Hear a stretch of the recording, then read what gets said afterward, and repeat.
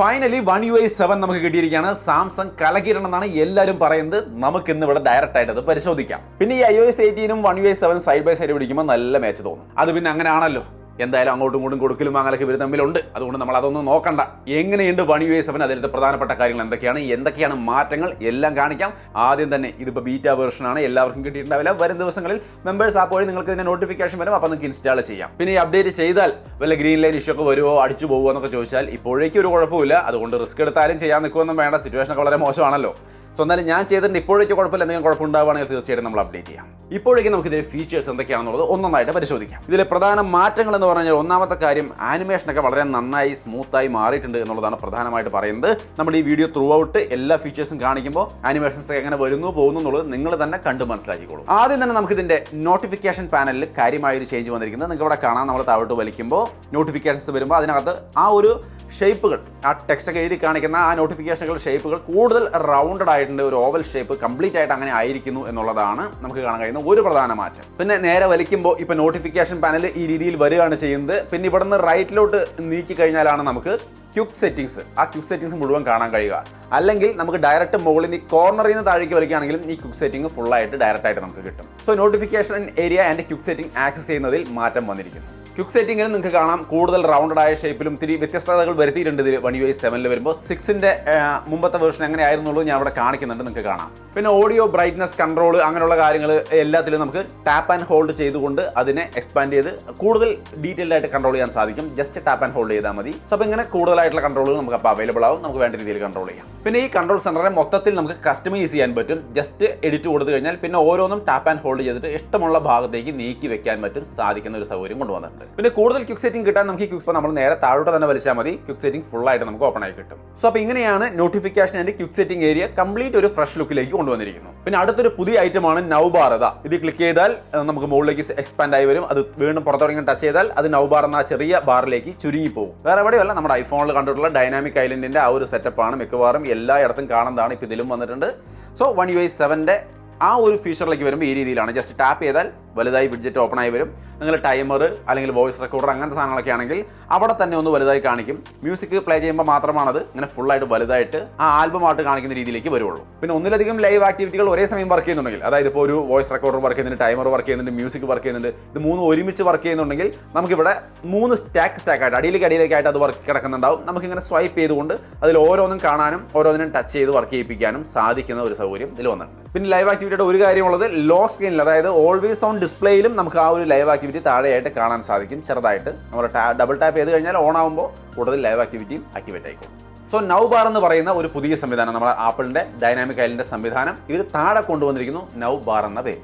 ഇനി അടുത്ത ഒരു ചേഞ്ച് എന്ന് പറയുന്നത് ഇതിന്റെ UI-ലെ ഐക്കൺസും കാരണം നോക്കിയാൽ നിങ്ങൾക്ക് ഇവിടെ കാണാം. Complete calculator, gallery, camera, gallery കണ്ടോ, ആകെ ഒരു ചേഞ്ച്, പുതിയൊരു ഫറഷ് ഫീൽ ഉണ്ട്.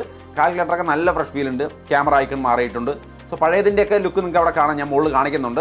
പുതിയതിൻ്റെ സ്റ്റൈൽ ഈ രീതിയിലാണ്. സോ ഐക്കൺസിൻ്റെ കാര്യങ്ങളിൽ കാര്യമായ മാറ്റങ്ങൾ എല്ലായിടത്തും കൊണ്ടുവന്നിട്ടുണ്ട്. അതൊക്കെ കെയർ ചെയ്യുന്ന ആൾക്കാരാണെങ്കിൽ തീർച്ചയായിട്ടും ഫ്രഷ് ഫീൽ കിട്ടും. പിന്നെ ഫോൾഡർ എൻലാർജ് ചെയ്യാൻ പറ്റും. നമ്മൾ ഓൾറെഡി ഇതിലിട്ടിരിക്കുന്ന ഒരു ഫോൾഡർ ഉണ്ടെങ്കിൽ അതിനെ ജസ്റ്റ് ക്ലിക്ക് ചെയ്ത് ഹോൾഡ് ചെയ്തിട്ട് എൻലാർജ് കൊടുത്താൽ എൻലാർജ് ആവും, ഷ്രിങ്ക് കൊടുത്താൽ വീണ്ടും ചെറുതാവും. എൻലാർജ് ആയിരിക്കുമ്പോൾ നമുക്ക് ആപ്പ് ഡയറക്റ്റ്ലി ടാപ്പ് ചെയ്യാം. അതായത് ഫോൾഡർ ഓപ്പൺ ചെയ്യാതെ തന്നെ ഡയറക്റ്റ്ലി അതിനകത്ത് കാണുന്ന ആപ്പിനെ ടാപ്പ് ചെയ്താൽ, ഫോട്ടോസിനെ ടാപ്പ് ചെയ്താൽ അത് കറക്റ്റായിട്ട് ഓപ്പൺ ആവും. അത് ഫോൾഡർ ഓപ്പൺ ആയിട്ട് പിന്നെ ഓപ്പൺ ചെയ്യേണ്ട ആവശ്യമില്ല. സോ അത് പല ആൻഡ്രോയിഡ് ഫോണുകളിലും കാണുന്ന ഒരു ഫീച്ചറാണ്. അത് ഇതിലും വന്നിരിക്കുന്നു, നന്നായിട്ടുണ്ട്. പിന്നെ വിഡ്ജറ്റുകൾ കുറെ കൂടി വൈബ്രന്റ് ആയ ബെറ്റർ ആയ വിഡ്ജറ്റുകൾ കൊണ്ടുവന്നിരിക്കുകയാണ്. നിങ്ങൾക്ക് ഇവിടെ കാണാം. ഞാൻ അപ്ലൈ ചെയ്ത് കുറച്ച് വിഡ്ജറ്റുകൾ എടുത്തിട്ടുണ്ട്. അപ്പോൾ പല രീതിയിൽ നമുക്കിപ്പോൾ ബാറ്ററി ആപ്പിനകത്താണെങ്കിൽ ഒരുപാട് തരം വിഡ്ജറ്റുകൾ, കലണ്ടറിനകത്താണെങ്കിൽ പലതരം വിഡ്ജറ്റുകൾ, വെതറിനകത്ത് പല വിഡ്ജറ്റുകൾ, അങ്ങനെ പലതരം വിഡ്ജറ്റുകൾ നമുക്ക് ഇതിനകത്ത് അവൈലബിൾ ആണ്. അതൊക്കെ ഒരുപാട് ബെറ്ററായ വൈബ്രന്റ് ആയ കളറുകളിലേക്ക് കൊണ്ടുവന്നിരിക്കുകയാണ്. രസമുണ്ട് കാണാൻ, ഉപയോഗിച്ച് നോക്കുക. പിന്നെ സ്റ്റാക്കുകൾ, അതായത് ഒരു വിഡ്ജറ്റിൻ്റെ മുകളിൽ വേറെ വിഡ്ജറ്റ് ഇടുന്ന പരിപാടി കണ്ടോ, അതാ ഇങ്ങനെ ഇട്ട് വെച്ച് കഴിഞ്ഞാൽ നമുക്ക് ഇങ്ങനെ സ്വൈപ്പ് ചെയ്ത് നോക്കാൻ പറ്റും.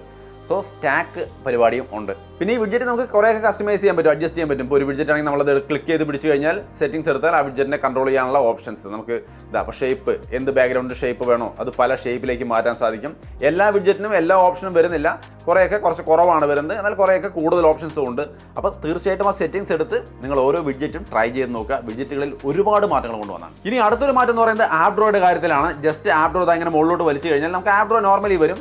മുമ്പൊക്കെ നമുക്ക് സൈഡിലോട്ട് മൂവ് ചെയ്യാൻ തരത്തിലായിരുന്നു ഇതിന്റെ ആപ്പ് ഡ്രോ ഉണ്ടായിരുന്നത്. ഇപ്പോൾ നേരെ വെർട്ടിക്കൽ, സാധാരണ ആൻഡ്രോയിഡ് ഫോണുകളിൽ കാണുന്ന പോലെ താഴെ മുകളിലേക്ക് ആക്കാം, അല്ലെങ്കിൽ മുകളിൽ താഴേക്ക് ആക്കാം. ആ രീതിയിൽ കംപ്ലീറ്റ് ആയിട്ട് വെർട്ടിക്കലാക്കി കൊടുത്തിട്ടുണ്ട്. ആ ഹൊറിസോണ്ടൽ പരിപാടി മാറ്റിയിട്ടുണ്ട്. എനിക്ക് അതിനെ പഴയപടിയാക്കാനുള്ള ഒരു ഓപ്ഷൻ വന്നിട്ടില്ല. സെറ്റിംഗ്സിൽ നോക്കുമ്പോൾ അത് കാണാനില്ല. പക്ഷേ മറ്റ് പല ആൾക്കാരും ചെയ്ത വീഡിയോകൾ നോക്കിയപ്പോൾ അതിൽ അവർക്ക് ഇത് പഴയ പോലെ ആക്കാനുള്ള ഒരു ഓപ്ഷൻ കൊടുത്തിട്ടുണ്ട്. ഇപ്പോൾ സാംസങ്ങിൻ്റെ ആ ഒരു ഹൊറിസോണ്ടലായിട്ട് നിൽക്കുന്ന രീതിയാണ് നിങ്ങൾക്ക് ഇഷ്ടമെങ്കിൽ അതിലേക്ക് തിരിച്ചു പോകാനുള്ള ഓപ്ഷൻ ഉണ്ടായിരുന്നു. പക്ഷേ എനിക്കത് കാണുന്നില്ല. വരുമായിരിക്കും. പിന്നെ ഈ ആപ്പ് വിൻഡോയിൽ താഴെയായിട്ട് സെർച്ച് ബാർ കൊടുത്തിട്ടുണ്ട് എന്നുള്ളത് ഒരു സൗകര്യപ്രദമായി. ഒരു ആപ്പ് സെർച്ച് ചെയ്യണമെങ്കിൽ ആപ്പ് ഡോർ തുറന്ന് നേരെ താഴെ നിന്ന് തന്നെ നമുക്ക് ഈസി ആയിട്ട് സെർച്ച് ചെയ്യാം. പിന്നെ മറ്റൊരു പ്രധാന മാറ്റം കൊണ്ടുവന്നിരിക്കുന്നത് റീസെന്റ് ടാബിലാണ്. നിങ്ങൾക്ക് ഇവിടെ കാണാം. റീസെന്റ് ടാബ് ഇപ്പോൾ ഈ രീതിയിലായിട്ടുണ്ട്. ഇതിന് മുകളിൽ നിൽക്കുന്ന തരത്തിലാക്കിയിട്ടുണ്ട്. അത് കുറേ പേർക്ക് ഇഷ്ടപ്പെടാൻ സാധ്യതയുണ്ട്. അതും അത്യാവശ്യം നന്നായിട്ട് തന്നെ കൊടുത്തിട്ടുണ്ട് കേട്ടോ, കുഴപ്പമൊന്നുമില്ല. ഇത് എവിടെ നിന്നാണെന്ന് ചോദിച്ചാൽ അറിയാലോ. അപ്പോൾ ഐഫോണിൽ കാലങ്ങളായിട്ട് ഇപ്പോൾ ആ രീതിയിലാണ് അവർ കൊടുത്തുകൊണ്ടിരിക്കുന്നത്. അത് വളരെ സോഫ്റ്റായിട്ട് വർക്ക് ചെയ്യുന്നൊരു സെറ്റപ്പാണ്. അത് അതുപോലെ തന്നെ ഇതിലേക്ക് കൊണ്ടുവന്നിട്ടുണ്ട്.